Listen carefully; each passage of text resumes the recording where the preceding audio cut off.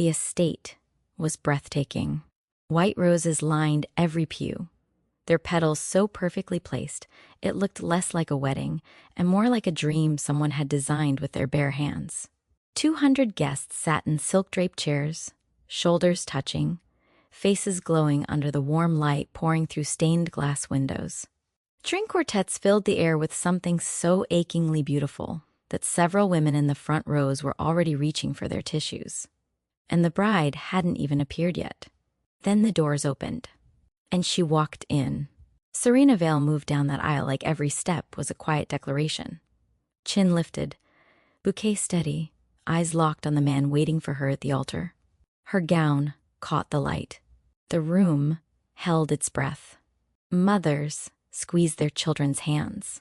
Even the most stone-faced guests leaned forward, something in the moment pulling them in. He was standing there, waiting. And then, without warning, in front of 200 witnesses, in front of her mother, in front of God and every person who had ever wished them well, he turned away from her. The music didn't stop, but everything else did. Have you ever trusted someone with everything you had? Not just your time, not just your affection, but the deep, unguarded, terrifying kind of trust. The kind where you let someone see the parts of you that you spent years hiding from the rest of the world. The kind where you looked at another person and thought, this one is safe. This one won't hurt me.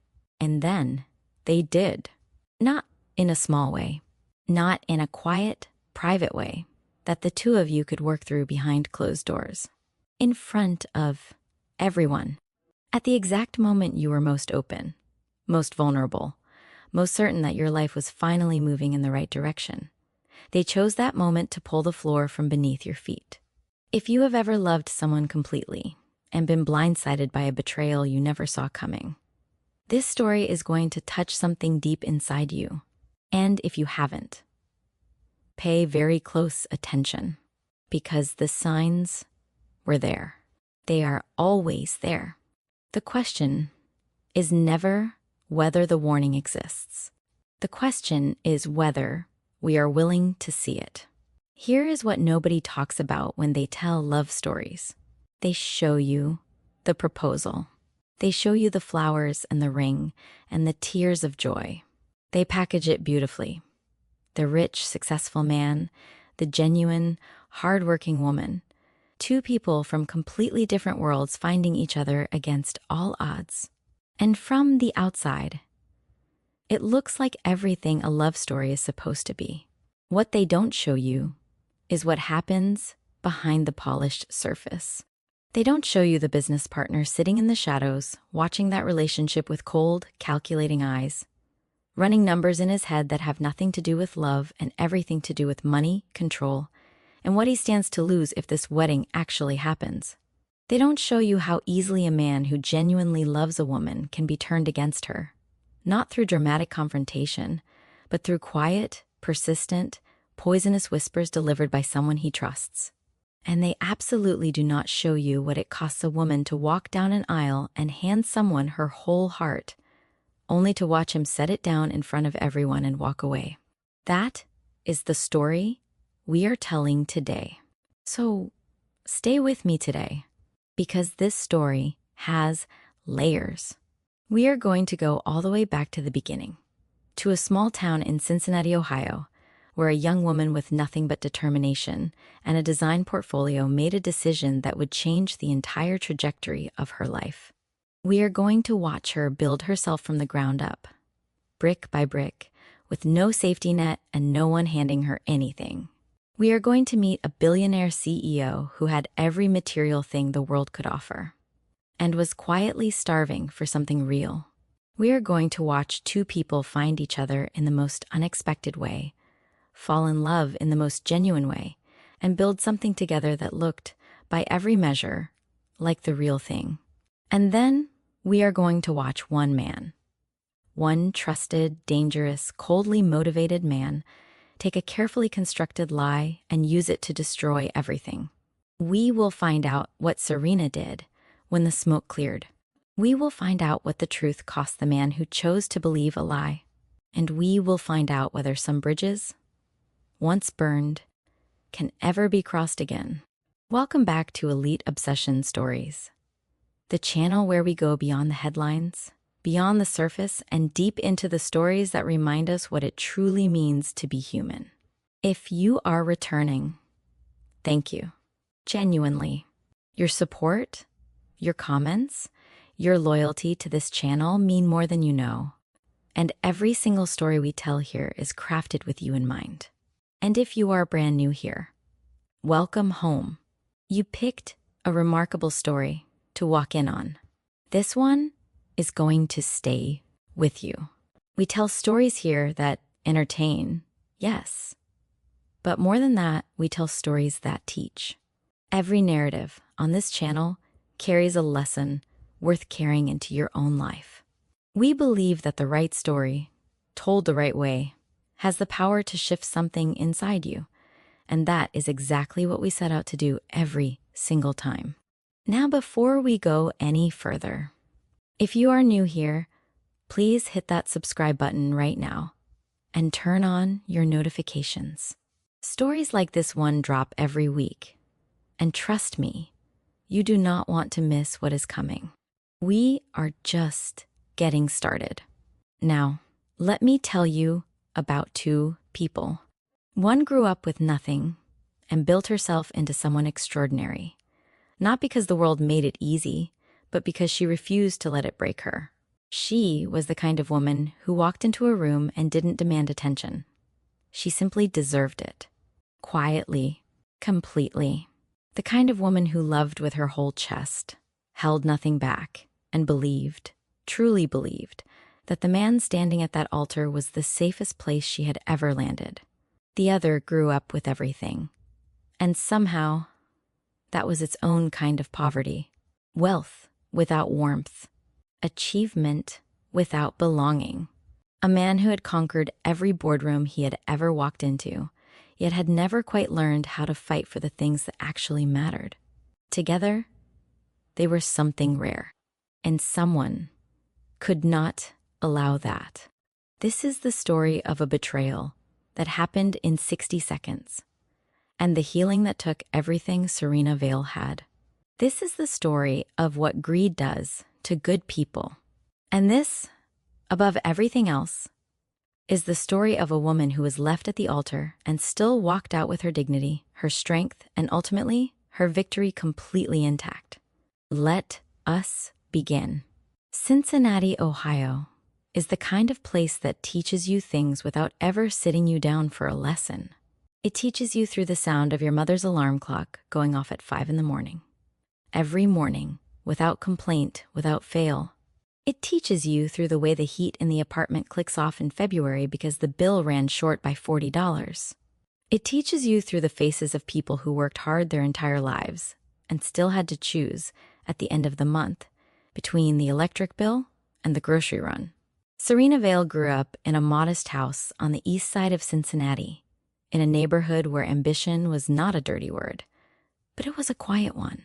People there didn't talk loudly about their dreams. They worked. They got up the next day and worked again. And if life knocked them sideways, they straightened up without making a fuss about it, because there was no time for fuss. Her mother, Claudette, was the living embodiment of that spirit, a woman of extraordinary inner strength, dressed in ordinary circumstances. She worked 2 jobs for most of Serena's childhood. A day shift at a medical billing office and an evening shift at a dry cleaning facility 3 blocks from their house. She never once spoke about it as a burden. She spoke about it as a decision. This is what we need, so this is what I do. That was the whole conversation. Serena watched her mother and absorbed every word that was never said. But when Serena was 7 years old, something happened that no child should ever have to absorb. Her father left, not during an argument, not after a dramatic confrontation that at least would have given the moment some kind of shape. He simply stopped being there.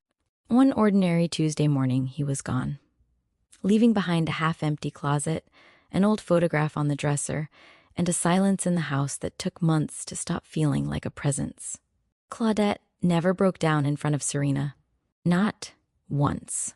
She cried in private. Serena knew, because sometimes she heard it through the thin wall between their bedrooms late at night. But by morning, her mother's face was composed, her voice was steady, and breakfast was on the table. The message was clear. Even if it was never spoken aloud, we do not fall apart. We adjust. We move. Serena carried that. She carried it the way you carry something that has become so much a part of you that you stop noticing the weight. But her father's departure left one other thing behind. A quiet foundational lesson that Serena absorbed into her bones without fully realizing it until she was much older. Never give someone more of yourself than they are willing to give back. Love with discernment. Trust with your eyes open. Because the person who is supposed to stay forever can be gone by Tuesday morning, and the only person guaranteed to remain in your corner is the one you see in the mirror. She did not become hardened by this. That is the important thing to understand about Serena Vale. She did not build walls and call them wisdom. She became discerning. She became observant. She became the kind of person who moved through the world with warmth and genuine care, but who paid close attention to what people showed her, not just what they said. By the time she finished high school and worked her way through a graphic design program at a state college, Serena had developed a portfolio that her professors described as instinctively sophisticated. She had a natural ability to communicate emotion through visual design, to take something abstract and give it a form that people immediately connected with. It was a gift. But more than the gift, she had the discipline to develop it. She freelanced through her early 20s. Small clients, modest fees, long hours in a second-hand chair in front of a monitor she had purchased in installments. She was not waiting to be discovered. She was not looking for someone to give her a platform. She was building one, tile by tile, in a space no one else could see. And then, at 28, she made the decision. New York City. Everyone in her life had an opinion about it. A few of them were encouraging. Most of them were not. It's too expensive. It's too competitive. You don't know anyone there. What if it doesn't work out? Serena listened to all of it, considered it carefully, and packed 2 suitcases anyway. She landed at LaGuardia Airport on a gray Wednesday morning with those 2 suitcases, her design portfolio tucked carefully under her arm, and exactly $1,400 in her bank account. Not 1,005, not 2,000, which in New York City is less a financial cushion and more a polite suggestion. She found a room in a shared apartment in Brooklyn. She ate simply. She mapped out every branding agency within a commutable distance. She sent out applications with the same quiet, methodical energy she applied to everything else in her life. And when a mid-sized agency in Manhattan called her in for an interview, she showed up 15 minutes early in the best outfit she owned and answered every question like she had already decided the job was hers. She got it. Junior designer. Modest salary. A desk near the back of an open-plan office where the coffee machine was always running and the deadlines were always closer than they appeared. It was not glamorous. It was not what anyone would describe as a rival. But Serena did not need glamorous. She needed a foundation. For 3 years, she built.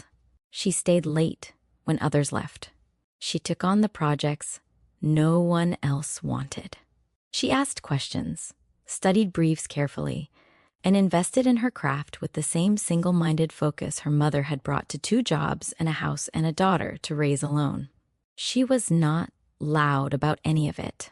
She did not campaign for recognition or position herself for visibility. She simply did excellent work, consistently, and let the quality of it speak on her behalf. By the end of those 3 years, she had been promoted twice. Her work had anchored 3 of the agency's most significant client wins. She had built a reputation. Not the flashy, self-promotional kind, but the kind that travels quietly through professional circles and arrives before you do. She was sharp. She was warm. She was grounded in a way that people in high-pressure environments found almost disorienting, because she was completely, genuinely herself, and she did not adjust that for anyone. She was not chasing wealth. She was not chasing status. She was not scanning every room she walked into for someone who could elevate her circumstances. She was simply building a life she was proud of, on her own terms, at her own pace, with her own hands.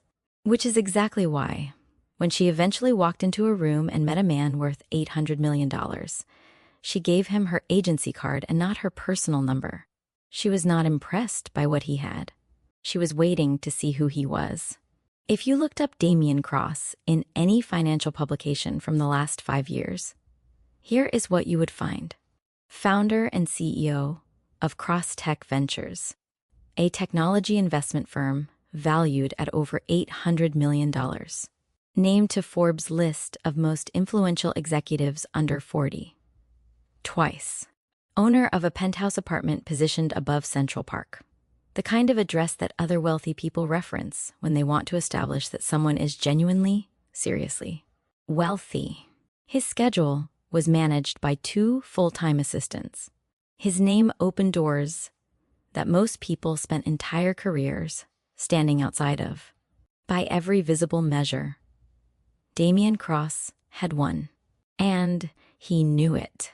He was not unaware of what he had built or what it represented. He had worked for it with a kind of focused, relentless energy that leaves very little room for anything else. And for a long time, that had felt like the point. Build more, acquire more, expand further, close the deal, sign the contract, push the number higher. But somewhere around his 32nd birthday, sitting alone at a table for 12 in a restaurant he had rented out entirely for a celebration that over 40 people had attended, and that he had left feeling completely untouched by, a quiet, uncomfortable question had begun forming in the back of his mind. Is this it? He had pushed it aside. He was good at pushing things aside. That particular skill had been installed in him long before Cross Tech, long before New York, long before any of it. Installed by a man named Walter Cross Sr., his father, who had raised Damien with a very specific and very consistent philosophy about what a man was supposed to be. Walter Cross measured love in results, not in words, not in presence, not in the kind of quiet, unhurried attention that makes a child feel truly seen. In results, report cards, trophies on the shelf, medals around the neck, the right school, then the right internship, then the right firm, then the right number in the right bank account. Affection in the Cross household was transactional. It arrived when you performed and receded when you fell short, and young Damien had learned very early exactly what was required to keep it flowing. So, he performed. He performed through high school, and through college, and through his early career with a consistency that his peers found almost unsettling. Not because he was robotic. He wasn't. Damien Cross was naturally charismatic, genuinely sharp, and possessed of a dry humor that caught people off guard in the best possible way. But beneath the charisma was a man who had been quietly, systematically taught that his value was conditional, that love, approval, and belonging were things you earned rather than things you simply deserved. His 20s were a masterclass in achievement and an absolute drought in everything else. He built Cross Tech from a 2-person operation in a shared workspace in Midtown into the empire it became.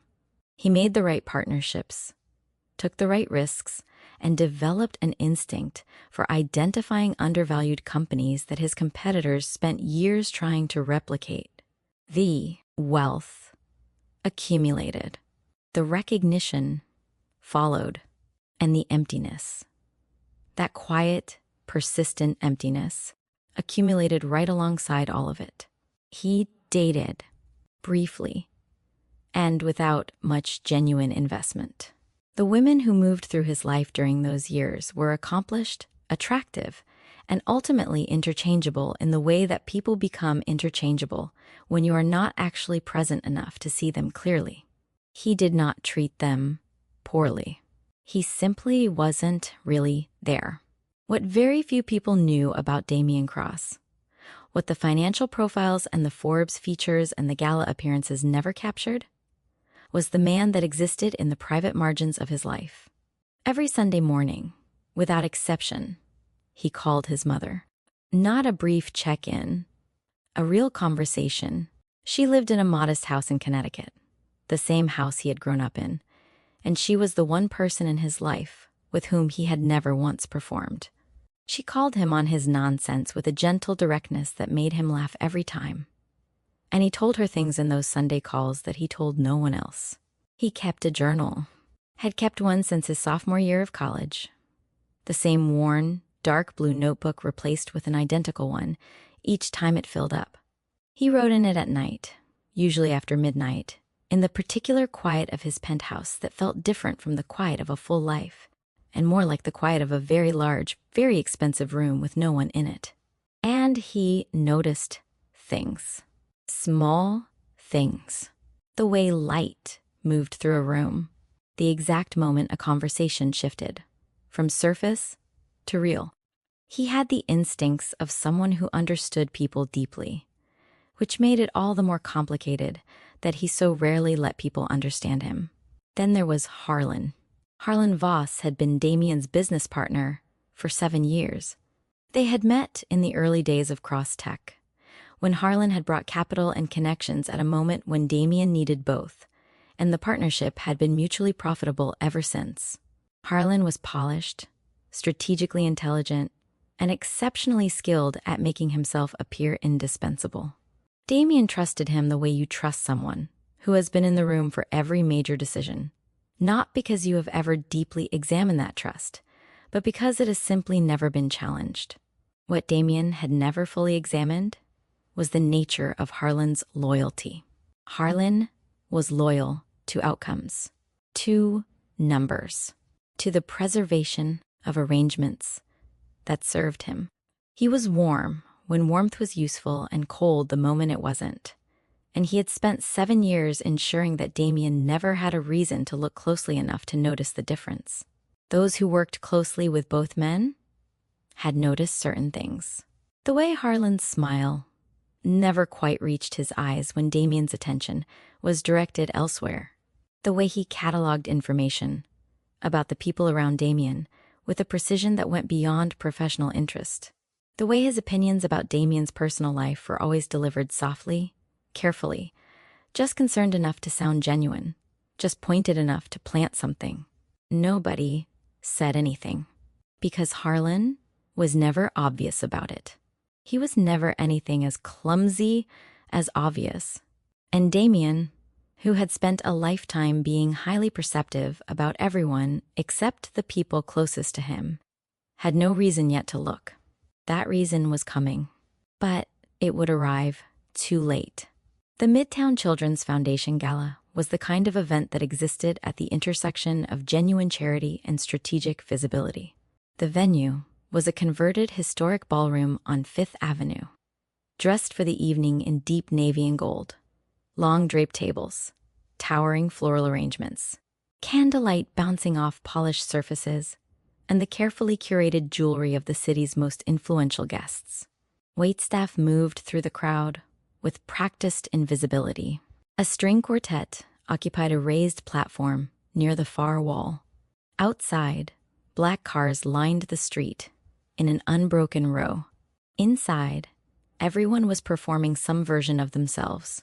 Serena Vale was not performing anything. She was working. She had been commissioned through her agency to oversee the event's entire visual branding. The signage, the stage design, the printed materials, the digital displays cycling silently on screens mounted throughout the hall. She had been on site since noon.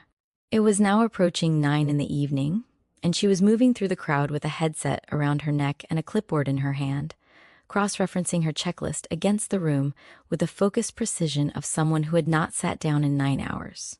She was not there to network. She was not there to be seen. She had a job, and the job was the only thing on her mind.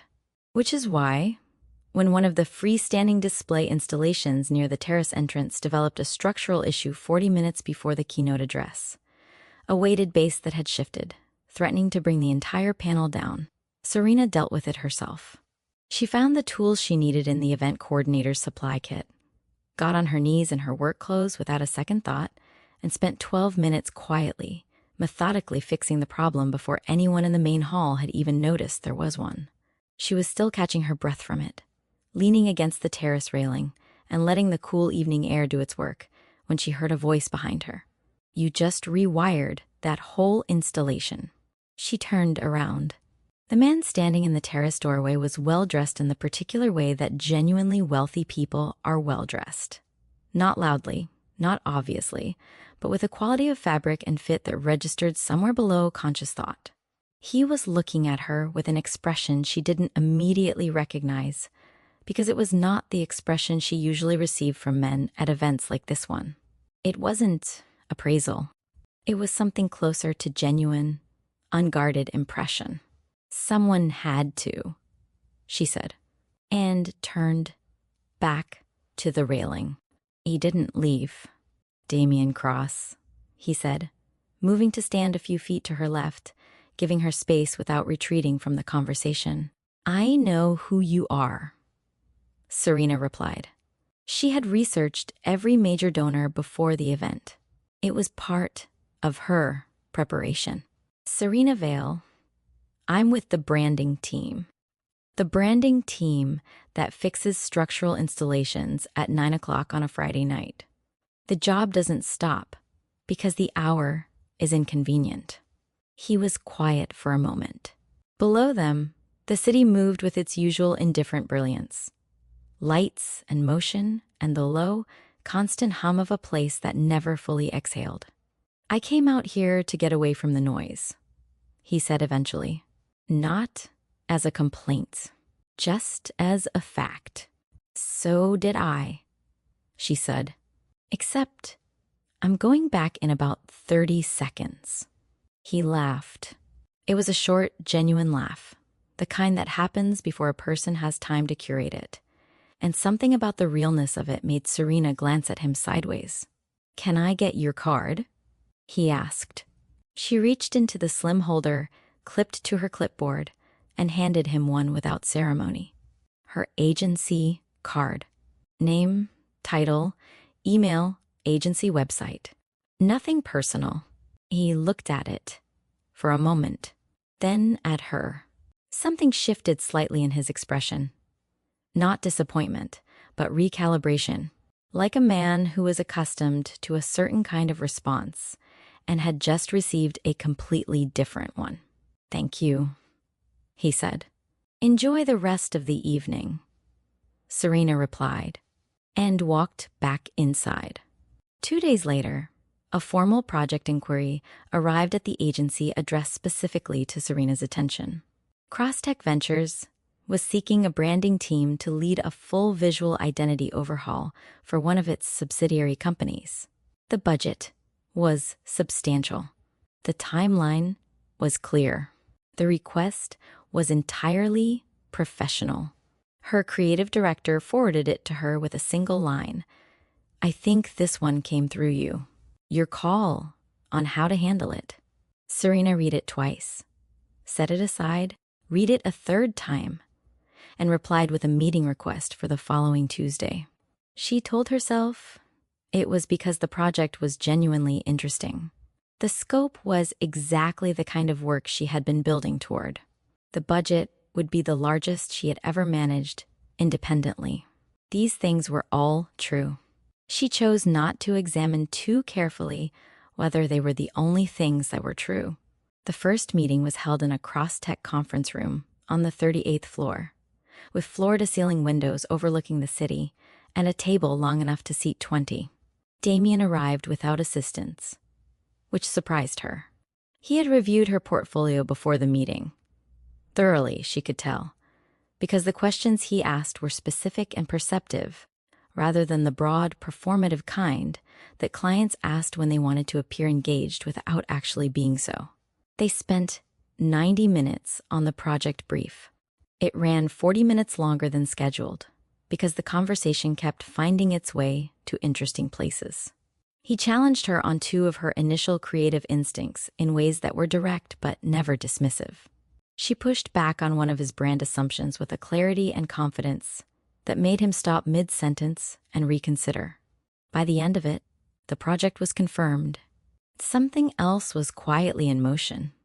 Something neither of them named yet, because it was too new and too uncertain, and because both of them, for entirely different reasons, had learned to be careful with things that mattered. Coffee after the second project meeting was his suggestion. She said yes without making too much of it. They sat in a corner booth at a quiet place 3 blocks from the Crosstech building and talked for 2 hours. Not about the project, mostly, but about the kind of things people talk about when they are beginning to actually see each other. What they grew up believing. What they had changed their minds about. What they were still working out. He was funny in a way she hadn't expected. Not performing funny, genuinely, quietly funny. He made observations about the world around him, with a dry precision that kept catching her off guard. And he listened. Not the performative listening of someone waiting for their turn to speak, but the real kind, where you can feel the other person actually receiving what you are saying. She noticed that he never mentioned his wealth unless it was directly relevant. He never positioned himself, never leaned on the weight of his own name. For a man who moved through a world where those things opened every door, it was a deliberate and telling choice. She did not tell him what she noticed, but she filed it carefully. For his part, Damien Cross was experiencing something he did not have immediate language for. He had been in rooms with remarkable women before. He had dated accomplished, intelligent, genuinely impressive people. But Serena Vale moved through the world with a self-possession that was almost disorienting in its completeness. She didn't need the room to validate her. She didn't shift her energy based on who was watching. She was exactly the same person, whether she was on her knees fixing a display installation or sitting across a conference table from a billionaire, and that consistency, that groundedness, was something he had encountered almost nowhere in his adult life. He thought about the agency card she had handed him on the terrace. Unhesitating, unbothered, no calculation in it at all. He found himself looking forward to the next project meeting in a way that had nothing to do with the project. The project ran 8 weeks. By the 5th week, the coffee meetings had quietly become lunches. Not because either of them had suggested it directly, but because the conversations kept outlasting the coffee. And at some point, it became more practical to simply order food and keep talking. They found a small Italian place 4 blocks from the agency that had good natural light and booths that afforded enough privacy to have a real conversation without performing it for the surrounding tables. They talked about everything and nothing, in the particular way that 2 people do when they are circling something they have not yet named. She told him about Cincinnati, about her mother, about what it had actually felt like to land in New York with $1,400, and the particular mixture of terror and clarity that had carried her through the first several months. He listened with the kind of attention that made her feel, every time, that she was the most interesting person who had been in a room with him in years. He told her things, too. Not the curated things, not the cross-tech origin story he had delivered 100 times to journalists and investors. The other things, the Sunday calls with his mother, the journal he had kept since college that his executive team would have found deeply Confusing had they ever known about it. The particular loneliness of his early 30s, that success had not touched, and that he had never, before her, said out loud to another person. She did not make a big moment of it when he told her those things. She simply received them, filed them carefully, and offered something real in return. That exchange, that quality of genuine reciprocity, was something Damien Cross had almost no prior experience with, and it affected him in ways he was still quietly processing. The emails started running late. First, 10 o'clock. Then, midnight. Then the kind of 2 a.m. exchanges that have very little to do with work and everything to do with two people finding reasons to stay in conversation with each other just a little longer. He was funny in writing, in the same way he was funny in person. Dry, specific, unexpected. She matched him line for line, and their back and forth had developed a rhythm that felt, even in text, like something with its own particular music. He learned things about her in those late-night exchanges that the daytime meetings hadn't surfaced, that she laughed hardest at the things most people missed, the small, precise, sideways observations about human behavior that revealed themselves only to people paying close attention, that she had strong, considered opinions about things she had thought about carefully, and almost no opinions at all about things she hadn't, a quality so rare that he had started cataloging specific examples of it, that she was genuinely kind in a way that was not performed and not strategic. She was kind to waitstaff and building security and strangers in elevators with the same natural warmth she extended to everyone, and she didn't register it as anything remarkable because to her, it simply wasn't. She learned things about him too. That beneath the CEO exterior was a man with a genuine intellectual restlessness. He was always reading something, always turning an idea over in his mind, always curious about the mechanics of how things worked and why people made the choices they made. That he was more self-aware than he allowed most people to see. He knew his own patterns and his own limitations with a clarity that surprised her. That he was, at his core, someone who wanted depth, who had spent years surrounded by surfaces and was quietly starving for something that went further down. October arrived the way it does in New York, suddenly, and with a particular quality of light that makes the city look like somewhere slightly better than itself. They were walking through Central Park after a late lunch on a Saturday. No agenda, no project to discuss, just the kind of afternoon that happens when two people have stopped pretending the time they spend together is about anything other than wanting to spend it. The path was scattered with leaves.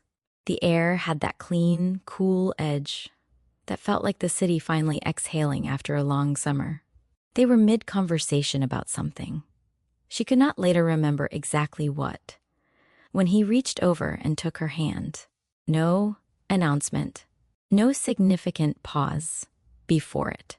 He simply reached over, laced his fingers through hers with a quiet deliberateness, and kept walking. She let him. And in that small, unhurried moment, no audience, no performance, no grand gesture designed to impress, something shifted between them into a new and irreversible position. His hand was warm. The gesture was certain, without being demanding. And the fact that he had done it in the middle of a sentence, without making a production of it, told her something about him that 100 carefully chosen words could not have communicated. She tightened her fingers around his slightly. He felt it and said nothing. They kept walking. That was the first real declaration either of them made. The dinner happened 3 weeks later, at his apartment. Her first time there, though she had been careful not to make that fact a larger moment than it needed to be. The penthouse was exactly what she had expected in terms of its scale and its view, and the quiet, curated quality of its design. What she had not expected was how lived in it felt in the small details. The stacks of books on actual surfaces rather than arranged for visual effect. The worn journal on the kitchen counter. The notable absence of anything in the refrigerator that suggested he cooked with any regularity whatsoever. She opened 3 cabinets before turning to look at him with an expression he immediately recognized as the prelude to something he was going to enjoy being mocked for. "You have 6 different types of sparkling water," she said. "I have preferences. You have 6 brands of sparkling water and not a single cooking spice. There is nothing in this kitchen that has ever been heated. The sparkling water is sometimes room temperature." She laughed, and it was the full version of her laugh, the one that she didn't always let out completely, the one that arrived when something genuinely caught her off guard. He watched it happen with an attention he didn't try to conceal. He had been collecting versions of that laugh for weeks, the way someone collects evidence of something they are becoming increasingly certain about. He laughed, too, properly, fully. The kind of laughter that comes from somewhere unguarded, that bypasses every carefully maintained layer of professional composure and arrives unannounced from a much more honest place. He could not remember the last time he had laughed like that in his own home. They ordered food. They ate on the floor, her design sketches spread across his coffee table, because she had brought her current project to show him, and the table had seemed like the obvious surface. They talked until well past midnight. The city glittered below them through the floor-to-ceiling windows, completely indifferent and utterly beautiful.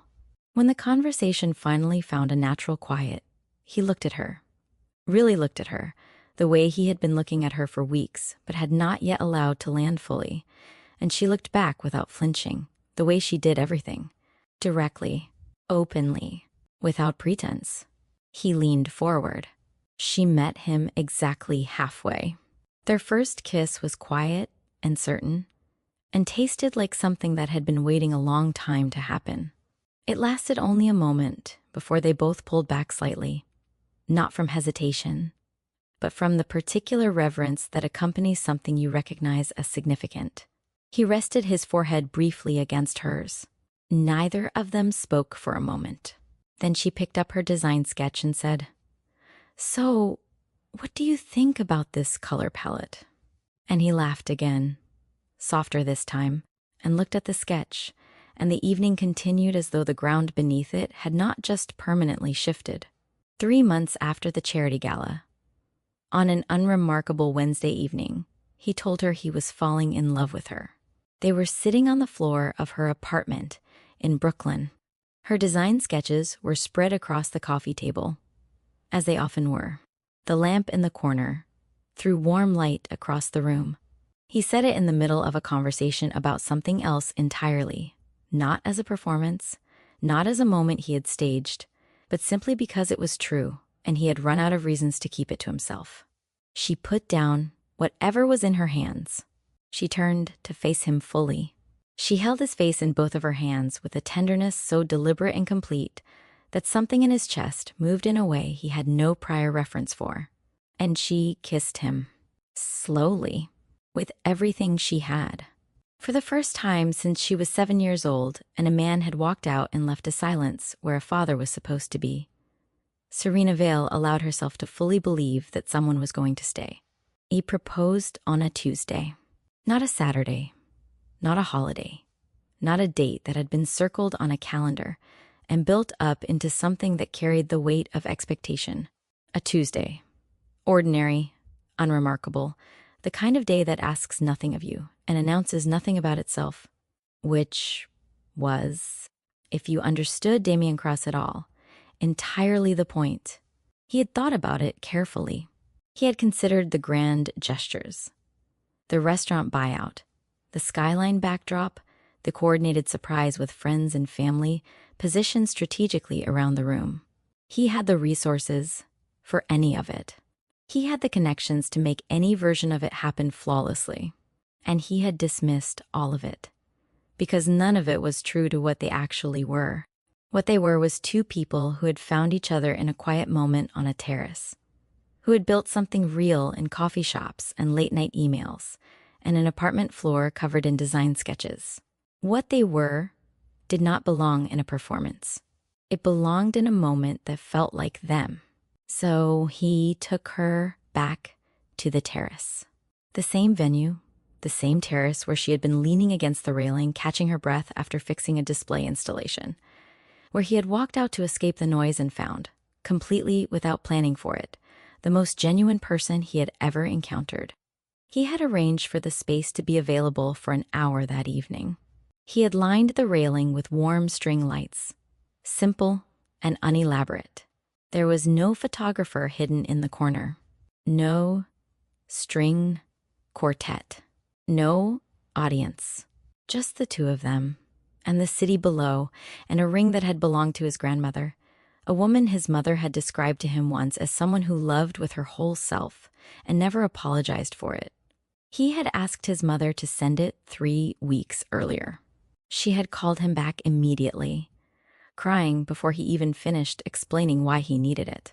Serena had no idea where they were going that evening. He had told her only to dress warmly and to be ready at 7. She had arrived at the terrace with her coat buttoned against the October air, looking at the string lights with an expression he watched shift from curiosity to recognition to something much quieter and much deeper. She turned to look at him. He was already on one knee. She put her hand over her mouth. Her eyes filled immediately, not the slow, gradual kind of tears, but the kind that arrive all at once because the heart moves faster than the mind can manage. He did not have a speech prepared. He had thought about preparing one and decided against it, because prepared speeches were for people who needed the words to carry what they felt, and he wanted what he felt to carry the words. "I don't want to give you a perfect life," he said. "I wouldn't know how, and I don't think you'd want it anyway." He paused. "I just want to build a real one with you. Every ordinary, complicated, imperfect day of it." She was crying before he finished the sentence. "Yes," she said, simply, completely, without ceremony. "Yes?" He slid the ring onto her finger. He stood. She stepped into him and held on with both arms, and he held her back with the particular quality of embrace that communicates not just affection but relief. The relief of a person who has spent a long time carrying something alone and has finally, genuinely set it down. Below them, the city continued its usual indifference. Neither of them noticed. The engagement period began with a quiet joy that neither of them had anticipated would feel so different from what came before it. Something had settled. Something that had been moving carefully, watchfully forward had arrived somewhere and put down roots, and the feeling of that, the particular warmth of a decision made and meant, moved through everything they did together in those early weeks. They planned the wedding side by side, in the same unhurried, collaborative way they approached everything. Serena had opinions about the visual elements. Of course she did. And Damien had opinions about the venue and the guest experience, and the places where their instincts diverged became the source of the same easy, affectionate negotiation that had characterized their entire relationship. They laughed over seating charts. They had a genuine 40-minute disagreement about centerpieces that ended with both of them conceding simultaneously and then laughing at themselves. He deferred to her on every aesthetic decision, not out of disinterest, but because he had watched her work and trusted her eye completely. Her mother, Claudette, flew in from Cincinnati the weekend after the engagement. Serena picked her up from the airport and watched her mother step through the arrivals gate with the same straight-backed, unhurried composure she had carried through every season of their lives together, and felt something rise in her chest that was older than words. Claudette held her daughter's face in both hands for a long moment before saying anything. Then she looked at the ring, and then back at Serena's face, and her eyes went soft in a way that Serena had seen only a handful of times in her life. They had dinner that evening, Claudette, Serena, and Damien, at a small restaurant in Brooklyn that Serena had chosen deliberately for its lack of pretension. Claudette was warm with Damien in the measured, observant way of a woman who has raised a daughter alone and takes the question of who enters that daughter's life with the full seriousness it deserves. She asked him real questions. She listened to his answers with her whole attention. She watched the way he looked at Serena when Serena was talking about something she cared about. Later that night, after Damien had said goodnight and it was just the two of them in Serena's apartment. Claudette sat across from her daughter and held both her hands across the kitchen table. "This one is different, baby," she said. "I can see it in the way he looks at you, like you are something he wants to understand, not something he wants to own." Serena nodded. She knew. She had known for a long time. But the world that Damien Cross occupied did not remain quietly in the background. As the wedding date drew closer, the edges of his professional life began pressing into the space they had carefully built together. Investors with opinions about optics, business associates who had never learned to separate the personal from the strategic, social circles that operated with unspoken rules Serena had never been part of and had no particular interest in joining. None of it was malicious on its own, but collectively, it carried a weight that she felt more than she said. And then there was Harlan. Harlan Voss attended the engagement dinner that Damien hosted for his closest professional associates. 12 people, private dining room, the kind of evening that was warm on the surface and entirely transactional beneath it. Serena sat beside Damien and engaged with everyone at the table with her characteristic directness and warmth. She was comfortable in her own skin in a way that required no performance and offered no apology. Harlan sat 3 seats away and watched her with a smile that never moved from his face and never once reached his eyes. He was polite, impeccably, consistently, deliberately polite. He said the right things. He asked the appropriate questions. He raised his glass at the appropriate moment. And Serena felt, throughout the entire evening, a cold and steady discomfort that she could not locate the source of and could not dismiss. On the way home, she told Damien, "Something about Harlan unsettles me," she said. Not dramatically, just honestly. In the way she said most things. "I can't name it exactly. It's something behind the politeness." Damien was quiet for a moment. Then he reached over and took her hand. "Harlan is protective of the business," he said. "He takes time to warm up to new people. He'll come around." She looked at him. She wanted to say more. She had more.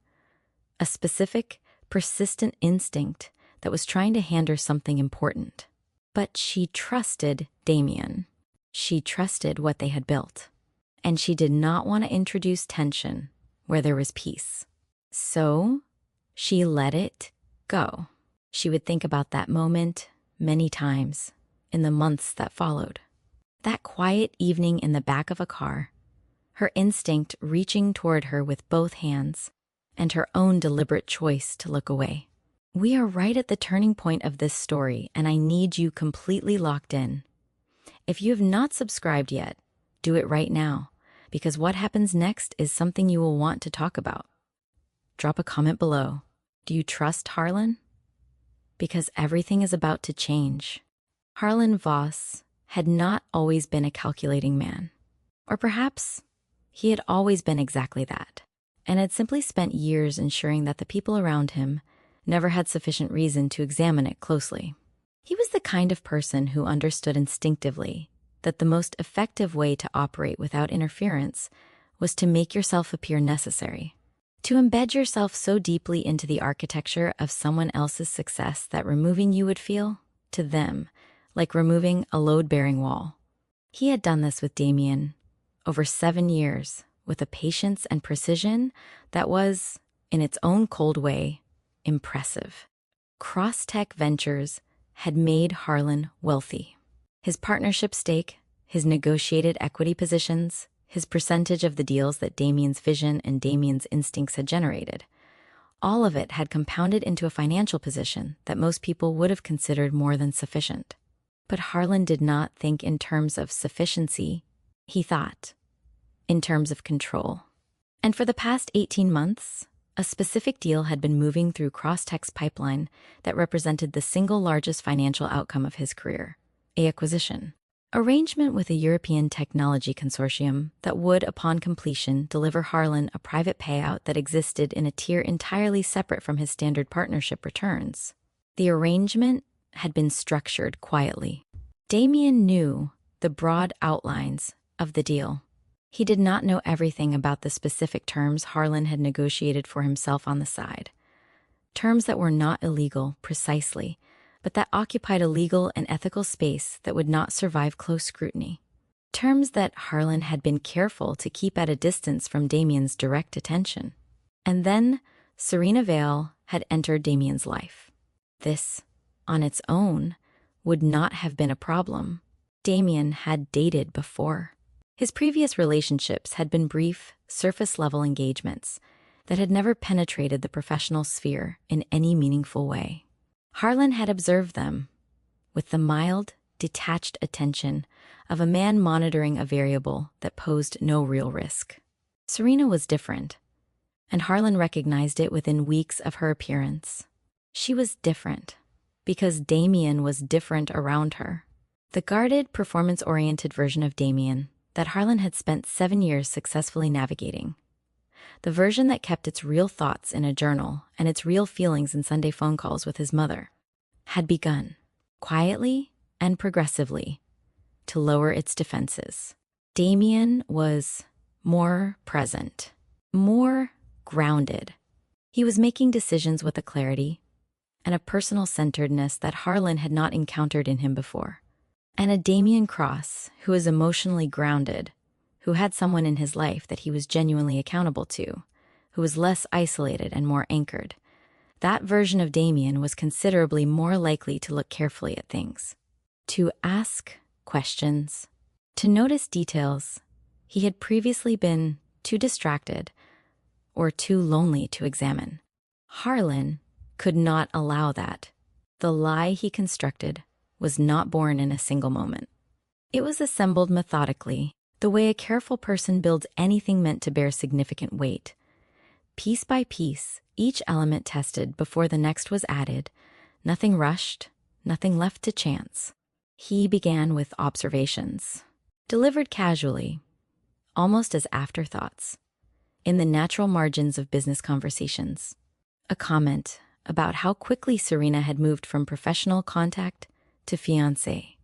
A quiet, seemingly reluctant observation about a conversation he claimed to have overheard at the engagement dinner.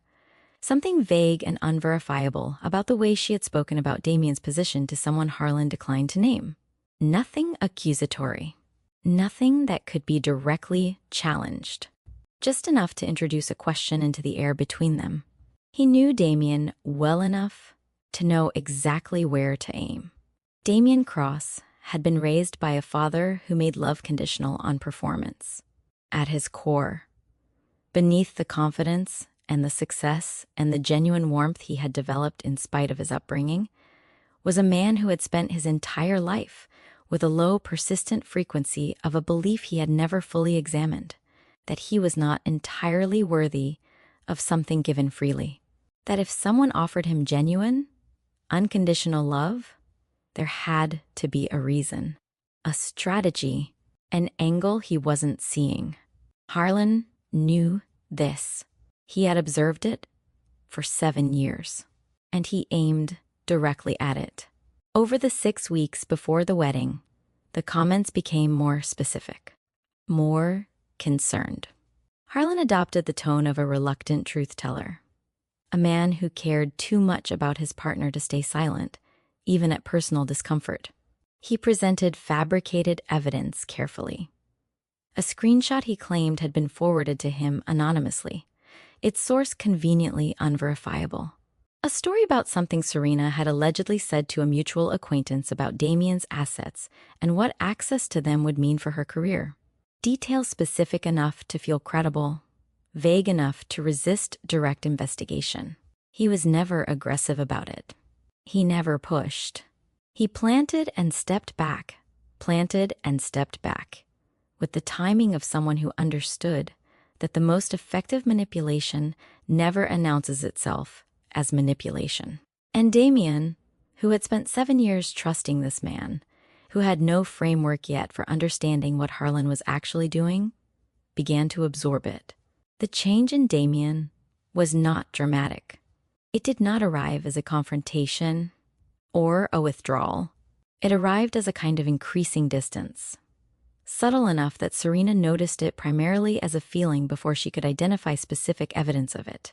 He was late to things. Not significantly, not rudely, just enough. Their Wednesday evening standing dinner became something he occasionally had to reschedule. The late-night messages grew shorter. He was present when they were together, but present in the way a person is present when something is occupying a significant portion of their interior attention, there in body, elsewhere in some quieter and more essential way. She gave him grace. She told herself that the weeks before a wedding were genuinely demanding. The professional obligations, the logistical pressures, the weight of a major life transition. She told herself that love required patience, and that patience was something she had always been willing to give. She reached for him one evening when he arrived at her apartment, quieter than usual, reached for his hand across the kitchen table, the simple gesture that had always been their shorthand for "I'm here, we're all right." He took her hand. He held it. He looked at her with an expression she could not fully read. Something complicated moving behind his eyes, something that looked almost like grief. "Are you okay?" she asked. "Just tired," he said. She looked at him for a moment, longer than the answer warranted. She wanted to press further. Something in her was reaching toward the conversation they were not having with both hands. But he squeezed her fingers and asked about her current project. And she let the moment close, and the conversation moved somewhere safer. That evening, quiet, ordinary, slightly strained in a way she could not name, was the last genuinely tender evening they shared before everything broke open. She did not know that. She could not have known. But she would remember it afterward. The lamplight, his hand over hers, the way he had looked at her with that unreadable expression, and she would understand, in the full clarity of hindsight, exactly what had been happening behind his eyes. He had already begun to believe it. Not completely. Not without resistance. The part of Damien that knew Serena, that had sat on her apartment floor and said, "I am falling in love with you," and meant every syllable of it, that part was fighting. But it was fighting something it had no name for yet. Fighting the way you fight a current when you don't know you're in the water. And Harlan was patient, and the lie was detailed, and the wound it was aimed at was old and deep, and had never been properly treated. The most dangerous thing about what Harlan did was not the lie itself. It was the silence around it. He never gave Damien enough to confront. He never handed him something concrete enough to bring to Serena. He kept the doubt at exactly the level of a feeling, persistent, corrosive, shapeless, so that Damien had nothing to investigate and nothing to disprove. Just a growing, aching uncertainty living in the exact place where certainty had once been. And a man who had never fully believed he deserved something real found it increasingly, devastatingly easy to believe that perhaps he had been right all along. The morning of the wedding arrived the way significant mornings often do, quietly, without fanfare, as though the day had not yet been informed of what it was carrying. Serena was awake before her alarm. She lay still for a moment in the hotel suite that her mother had insisted on booking for the night before. "You are not spending the night before your wedding in your apartment alone, baby. That is not happening," and listened to the particular silence of early morning. Outside the window, the Hudson Valley was doing what it did in late autumn, gray and gold and impossibly still, the kind of landscape that looked painted rather than real. She felt, in those first quiet minutes, something she had not anticipated feeling, an extraordinary, uncomplicated peace. Not the absence of nerves. The nerves were present. A light, humming aliveness in her chest that she associated not with fear, but with the specific feeling of standing at the edge of something enormous and meaningful. She was getting married today. She was marrying a man who had sat on her apartment floor and told her he was falling in love with her without a single ounce of performance in it. She was marrying someone who called his mother every Sunday and kept a worn journal and laughed with his whole chest when she caught him off guard. She was ready. Claudette was already awake when Serena emerged from the bedroom. Her mother had ordered coffee and was sitting by the window in her robe, watching the morning come in over the valley with the composed, watchful stillness that was her most fundamental quality. She looked up when Serena appeared, and her face did something that had no adequate description. A complete, wordless communication that passed between them in the way that things only pass between a mother and a daughter who have been each other's entire world. She stood up. She crossed the room. She held Serena's face in both hands. "Today," Claudette said, "you receive everything you have always deserved." Serena held her mother's wrists and nodded, because speaking felt unnecessary, and also temporarily impossible. The estate in the Hudson Valley had been transformed overnight into something that occupied the precise border between elegance and warmth.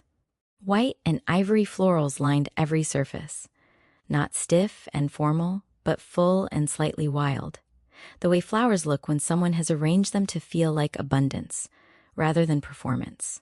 Tall candles burned in clusters along the window ledges of the ceremony hall.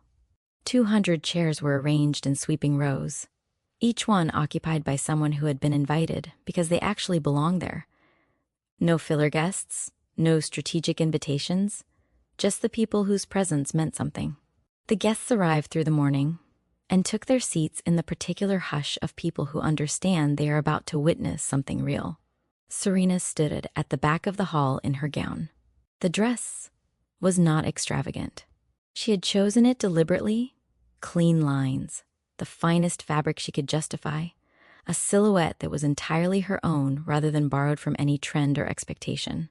She had designed the visual concept herself and worked with a dressmaker who had understood immediately what she was reaching for. When she had put it on that morning and looked in the mirror, she had felt, for the first time in her life, that her exterior and her interior were in complete alignment. Her bouquet was white and ivory, slightly loose, slightly imperfect. She held it in both hands. Her mother stepped beside her as the processional music began to rise. A live string arrangement, understated and aching, and squeezed her arm once, firmly, in the way that communicated everything that words would have cluttered. The doors opened. The room turned. And Serena Vale walked down that aisle with every single thing she had. Every scar her father had left behind. Every night her mother had cried quietly through a thin wall. Every $1,400 morning in a city that owed her nothing. Every late night at a desk that no one was watching. Every wall she had ever carefully, deliberately dismantled to let one person fully in. She carried all of it. And she carried it beautifully. Damien was standing at the altar. She saw him from the moment the doors opened. She had been looking for him, had been carrying the image of his face in her mind all morning as the fixed point of the whole day. And she found him. He was there. He was wearing the charcoal suit they had discussed, and his hands were clasped in front of him. And he was looking at her as she came toward him down the aisle. And something was wrong. She knew it before she could name it. Before she had taken 10 steps, she knew. It was in his face. Not the absence of feeling, but the presence of something else entirely. Something rigid. Something that had been decided. The face of a man who was no longer arriving at a moment, but enduring one. She kept walking. Because what else do you do when the music is playing, and 200 people are watching, and your mother is behind you, and you have given this day everything you have? You keep walking. You hold your bouquet steady. You keep your chin level. You walk toward the man you love, and you trust that what you are seeing is not what you think you are seeing. She reached the altar. He did not smile. The officiant began. The ceremony moved forward with its formal, careful language. The words that had been spoken at 10,000 weddings before this one, carrying their weight regardless. Serena stood and heard the words and felt the wrongness in Damien beside her like a temperature. Something cold and wrong, radiating from the 3 feet of air between them. She did not reach for his hand. Something told her not to. The ceremony progressed. The reading was delivered. The officiant moved into the exchange of vows, speaking to Damien first, as they had arranged. He asked Damien to take Serena's hand. Damien did not move. The officiant waited. The silence lasted 2 seconds. 3, long enough for the first row of guests to exchange a glance. Long enough for Claudette, seated in the front row, to sit slightly forward. And then Damien turned, not toward Serena, away from her. He turned to face the assembled guests. 200 people in their finest clothes, flowers in every corner, candles burning along every window. And when he spoke, his voice was entirely, devastatingly steady. I can't do this. The sound that moved through the room was not a gasp so much as a collective, involuntary intake of breath. 200 people inhaling simultaneously, the sound of a room losing its footing all at once. Serena stood completely still. She was still holding her bouquet. She was aware of that detail with strange precision. The slight weight of it in her hands, the petals slightly cool against her fingers. She was aware of the candles still burning. The music had stopped. The string quartet had simply ceased, mid-note, as though the players had forgotten what came next. Damien turned back to face her. I'm sorry, he said. 2 words, flat, emptied of every warmth she had ever known from his voice, stripped back to their bare phonetic structure. Not an apology, but a notification. Not the voice of a man in pain. The voice of a man who had already completed a decision and was delivering its conclusion. He stepped back from the altar. He walked down the side aisle without looking at the guests, without looking back at her, without pausing.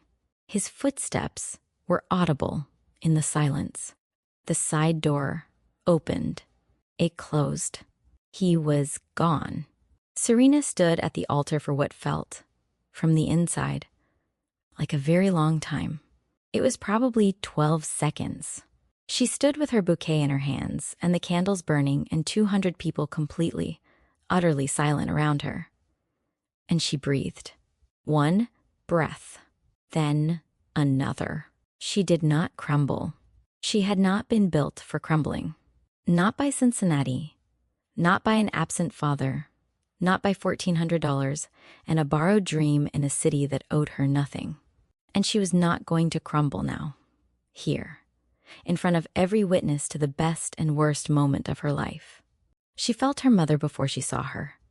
Claudette's hand finding her arm from the side, steady and certain as it had always been, as it had been every time the ground shifted without warning. She turned. Her mother's face was composed in the way that Serena had watched it be composed through every hard season of their shared life. Together, they walked back down the aisle. Every step was witnessed. Every step was aching. The faces of the guests blurred past. Shock, pity, confusion, the particular helpless sorrow of people watching something irreversible happen to someone who didn't deserve it. Nobody spoke. There was nothing to say. At the end of the aisle, they walked through the doors, down the corridor, and out to where the car was waiting. Serena got in. Her mother got in beside her. The door closed. The driver did not speak. The car began to move down the long driveway, away from the estate, away from the flowers and the candles, and the 200 people sitting in stunned silence inside. Serena looked out the window at the gray and gold morning, and then, quietly, privately, with no audience and no performance, 1 single tear moved down her face. Just 1. Then she straightened, and she looked forward. The apartment had never felt so quiet. Serena had lived alone for years before Damien, had built her entire New York life in spaces that belonged only to her, and quiet had never been something she associated with absence. But she returned to her Brooklyn apartment 3 days after the wedding that wasn't, sat down on the couch in the particular stillness of a Sunday afternoon, and felt the quiet as a physical weight. Not the peaceful kind. The kind that arrives when something that was supposed to fill a space simply isn't there. She sat with it. She did not immediately call anyone. She did not open her laptop. She did not reach for productivity or distraction, or any of the mechanisms that people use to avoid feeling the full dimension of something painful. She had watched her mother absorb hard things with complete honesty her entire life, not dramatizing them, not bypassing them, but meeting them directly at full weight and processing them with the steady dignity of someone who understood that grief skipped over today always finds you later. So Serena sat with it. She let it be as large as it actually was. And it was large.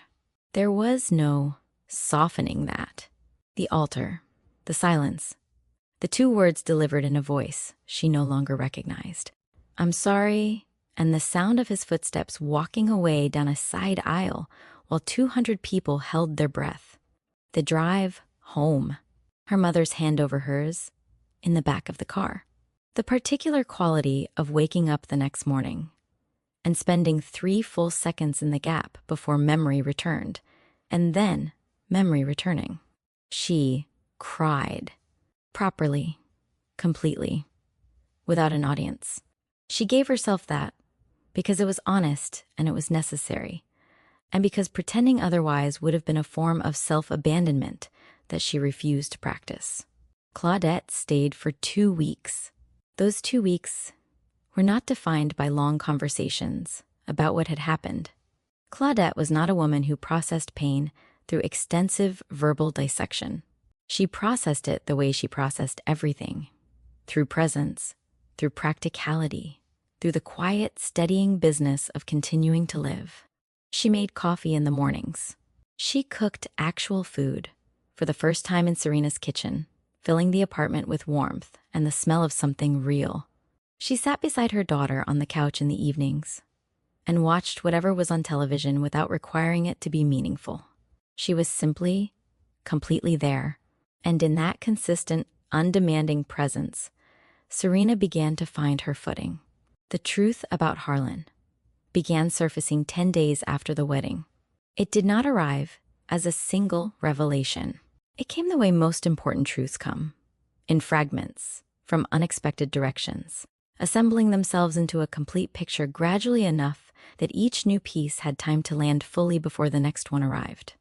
A colleague of Damien's contacted Serena directly, a woman named Dr. Renee Liam, a legal consultant who had worked peripherally with Crosstech for several years and who had apparently been sitting with something she felt compelled to share.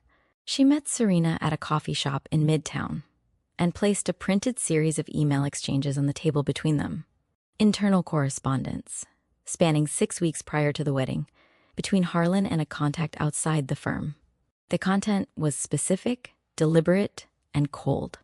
The fabricated evidence, the manufactured narrative, the calculated, methodical construction of a lie, designed to do exactly what it had done. Serena read through every page without speaking. Dr. Liam told her that 2 other people had come forward with similar accounts. Conversations they had witnessed, comments Harlan had made in settings he had presumably considered private enough. The full scope of the arrangement Harlan had been protecting became clear. The side deal with the European consortium, the terms he had hidden from Damien, and the precise way in which a grounded, emotionally anchored version of Damien Cross represented a direct threat to all of it. Serena sat with the documents for a long time after Dr. Liam left. She had known something was wrong. She had said so in the back of a car on an ordinary evening and been told it would resolve itself. That memory did not make her angry, not immediately. It made her deeply, quietly sad. Because what the documents confirmed was not just that Harlan had lied. They confirmed that Damien had been given enough doubt to choose from, and had chosen the doubt. That was its own category of hurt, separate from everything else. The betrayal at the altar had been public and acute, the kind of pain that arrives all at once and announces itself clearly. This second betrayal was different. It was the realization that the man who had sat on her apartment floor and said, "I am falling in love with you," had, when given the choice between trusting what he knew of her and surrendering to what he feared about himself, chosen fear. Not out of cruelty. She understood that. But understanding something does not neutralize its cost.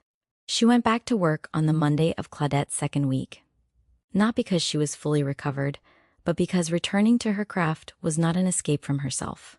It was a return to herself. Design had been hers long before Damien, long before New York, long before any of this. It was the thing she had built with her own hands in a second-hand chair in Cincinnati, the thing she had carried in a portfolio across an airport and into a new city with $1,400 in her account. Nobody had given it to her, and nobody could take it from her. She sat at her desk and opened her current project brief and stayed late on that first day back. Not because the deadline required it, but because she had missed the particular quality of focus that her work demanded, the way it required her full presence and gave her something real in return. Her colleagues were careful with her in the way people are careful with someone they care about and don't quite know how to address. She appreciated the care and quietly declined the carefulness. She did not need to be handled. She needed to work. Small things came back incrementally, in the non-linear way that recovery actually operates, not as a steady upward progression, but as a series of ordinary moments that arrived and were simply okay. Finishing a project she was proud of, making her assistant laugh about something, sleeping through the night for the first time, and waking up rested rather than relieved. She walked through Central Park on a Saturday 3 weeks after returning to work. It was a different kind of October day than the one when Damien had reached for her hand. Overcast, slightly cold, the trees further along in their turning. She walked the same path without planning to, realized it halfway through, and kept walking anyway. Not because she was over it. She was not over it. And she did not pretend to be, but because the path was hers too. And she was not willing to surrender the geography of her own life to someone else's choices. The evening before Claudette flew back to Cincinnati, they sat together at the kitchen table with tea and the comfortable silence of two people who had said most of what needed saying and were simply occupying the same space for the last time in a while. "What do you need?" Claudette asked. It was her most fundamental question. She had been asking it Serena's entire life, not as a pleasantry, but as a genuine, direct inquiry. Serena thought about it, honestly. To remember who I was before I made myself smaller to fit into someone else's story, she said. Claudette nodded. She reached across the table and covered Serena's hand with hers. She did not offer a reframe or a silver lining or any of the optimistic packaging that people reach for when they want pain to resolve faster than it naturally does. She simply said, "You were never small. You just forgot for a moment." They sat together until the tea was finished. In the weeks that followed, Serena did something that required more deliberate effort than anything professional she had ever undertaken.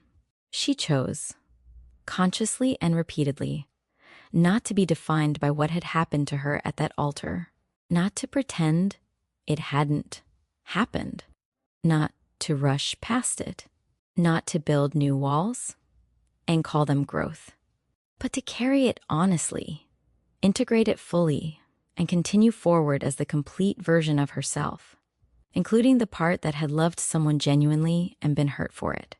She had not been wrong to love him. She had not been foolish to trust. She had been a woman who showed up completely for something real, and that, regardless of how it had ended, was nothing to be ashamed of.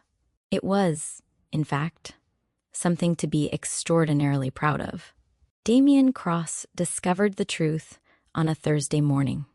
He was sitting in his office on the 38th floor, the same office where he had once held a project meeting with a woman who pushed back on his brand assumptions with a clarity that made him stop mid-sentence.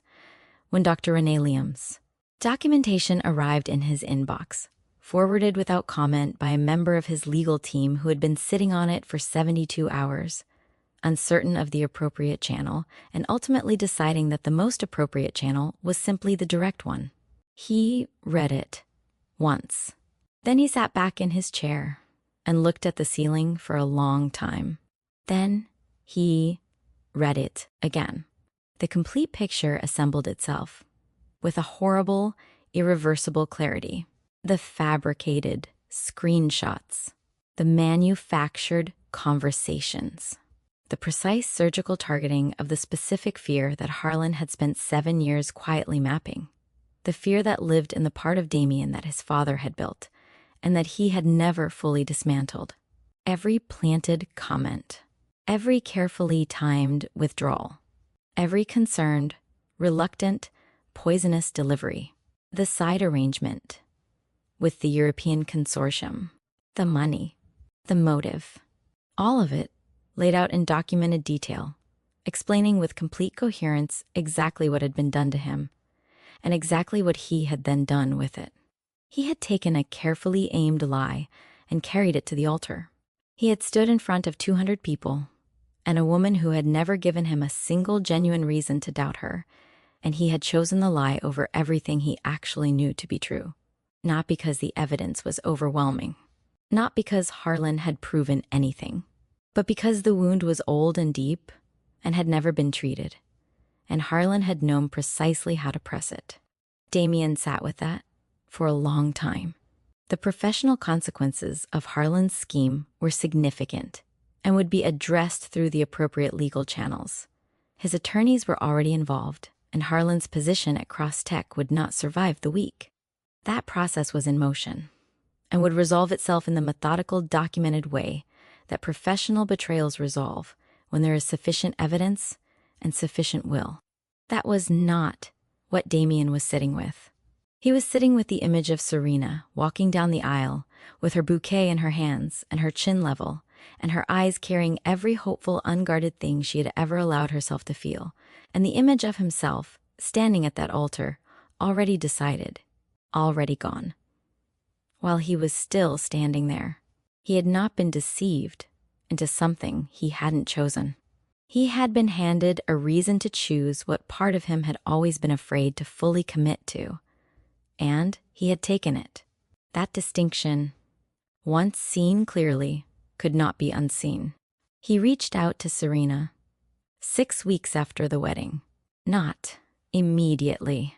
He understood, with a clarity that arrived too late, but arrived fully, that showing up at her door the moment his own guilt became undeniable was not something he was entitled to do.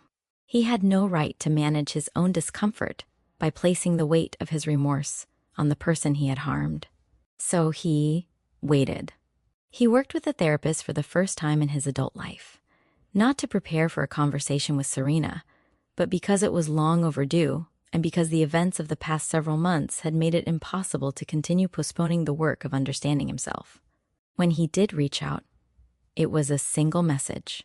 No lengthy explanation, no preemptive justification.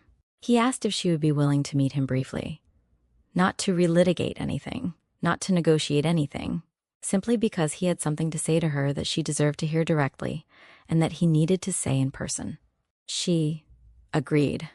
They met at a small coffee shop in Brooklyn, not the Italian place 4 blocks from her agency, not anywhere that carried the weight of specific memories. Somewhere neutral, somewhere that belonged to neither of them. He arrived first.